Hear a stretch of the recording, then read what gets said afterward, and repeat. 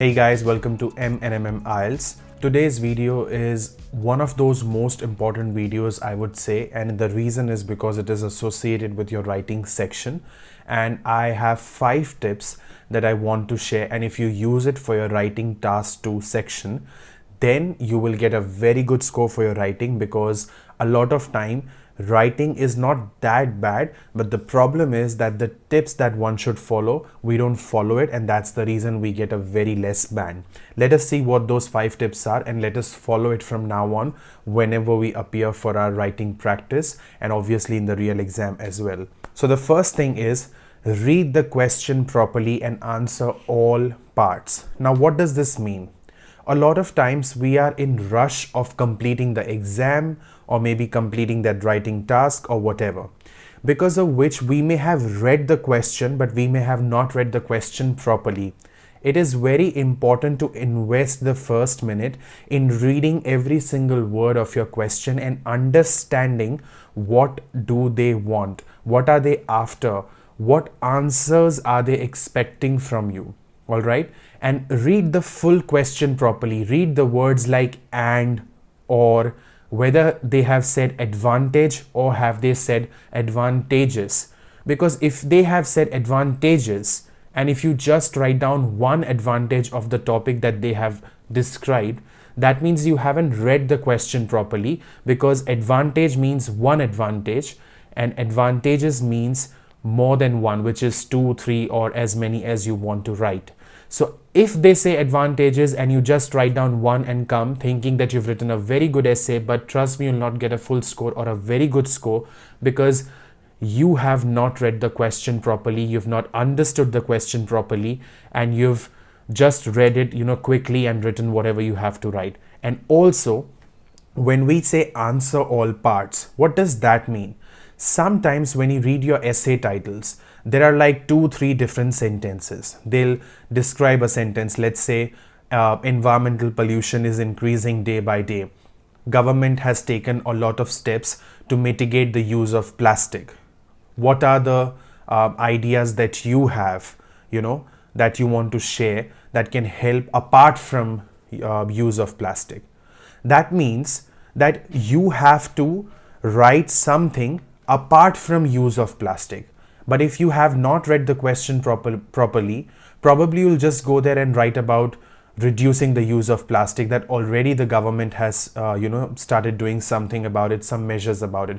You may write a line or two about it, what government is doing to mitigate the use of plastic, but if you write down 2 paragraphs on it, that means you've not understood the question. You have to write down steps or measures apart from the use of plastic.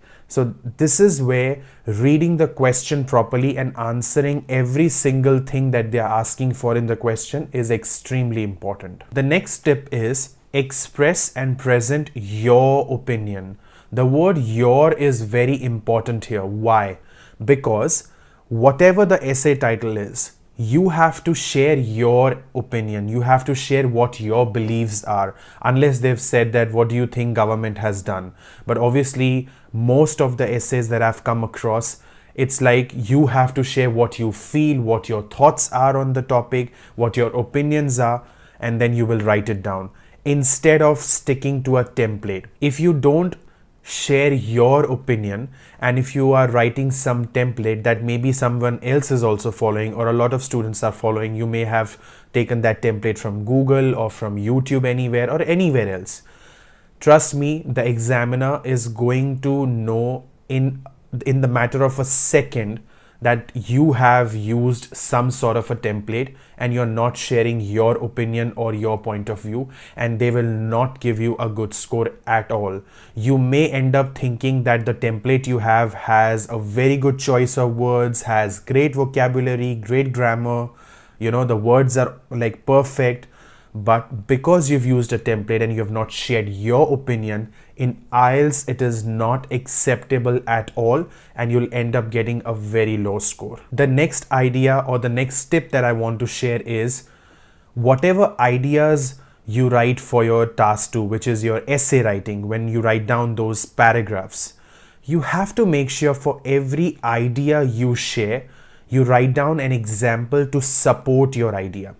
because whenever we write down an example, it helps for the idea to be more understandable or more clearly understandable to the examiner. For example, I just shared that we need to share some ideas regarding saving the environment apart from reducing the use of plastic. So let's say you come up with an idea like reducing the emission of carbon dioxide by using electric vehicles that are charged using renewable source of energy like solar panels. All right, now this is your idea. After writing such idea, I would write down an example. For example, I would write down 74% of the cars in South Australia are electric cars and they are charged using solar panels, or they are charged using electricity that is generated from solar panels, which means it is 100% renewable.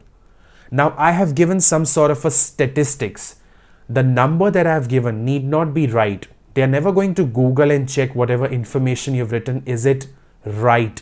But yes, some sort of statistics if you give, some sort of data if you give, which is obviously relevant with the essay that you're writing, it is related to the idea that you have shared, you will get a high score, because not only your idea is relevant to the essay title, but your example also showcases that your idea is very good.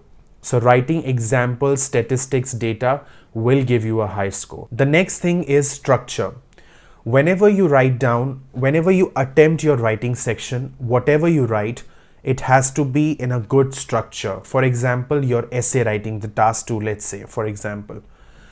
Most probably, students go for 4 to 5 paragraphs, and that is the best way of approaching any essay. My personal favorite is 4 paragraph, wherein 1 paragraph is introduction, which is the first paragraph. The last paragraph is conclusion.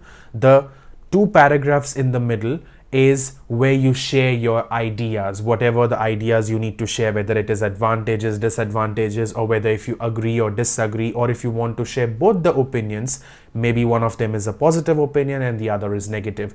Those 2 paragraphs are called body 1 and body 2, where you will share your ideas, your opinions with examples, as I shared in the previous tip, so that your essay looks perfect. It is a balanced essay because it has introduction, it has the ideas, it has the examples, and it has a conclusion. The best way of writing an essay. The last tip that I want to share is using correct vocabulary and checking your spellings before you move on. Whenever we write, especially if you're giving computer-based exam, you have to make sure that you check your spellings, you check your sentences if they are grammatically correct, if they're making sense, because if you just type and move on, or even if you just write and move on without checking your work, you may have made some errors, and in spite of writing a very good essay, just because you've made some grammatical errors or spelling errors, you will end up losing a lot of marks and you will not get a very good score. You have to either stick to British spellings or American spellings. Stick to one of them. Don't use one in half of the essay and the other in the remaining half. Use any one that you like, that you prefer, but stick to one. That's what I'm trying to say. Any one throughout your exam. Now, vocabulary. Another common thing in vocabulary is what I've seen is students, just because they've learned a few fancy words, they want to use it in the exam without thinking if that word will fit in the essay that they write. All right, or if that word is actually required in the essay or any writing thing that they are writing. If you are aware of some good word, it's okay to use it, or some fancy word, it's okay to use it, but you have to make sure that that word fits wherever you're writing or whatever sentence you're writing. For example, instead of writing the view from my bedroom's window is very beautiful, instead of writing this basic sentence, I can write down, I have a picturesque view from my bedroom's window of the hills in front of my house. So instead of writing very beautiful, I've written picturesque view. Now that shows that I have a very strong sense of vocabulary. I've done my practice, I've worked really hard for IELTS, and those vocabulary words will also help me to get a very good score. But again, I cannot write a word which doesn't make any sense with the topic that I'm writing essay on. So make sure the words you're writing are totally relevant with the essay that you're writing. All right. With that, I've shared the 5 tips for your IELTS writing task 2, and if you use these tips, you will feel that your score is very good, and that these tips will help you to get a perfect score. Not only perfect score, but while practicing also, they will make you more confident, and in exam you'll see that you will not struggle to write an essay, you'll not struggle to carve a beautiful write-up. So do follow these tips, and if you have any concerns, put them in the comment section below, and we are more than happy to make more and more videos for you guys. Bye for now.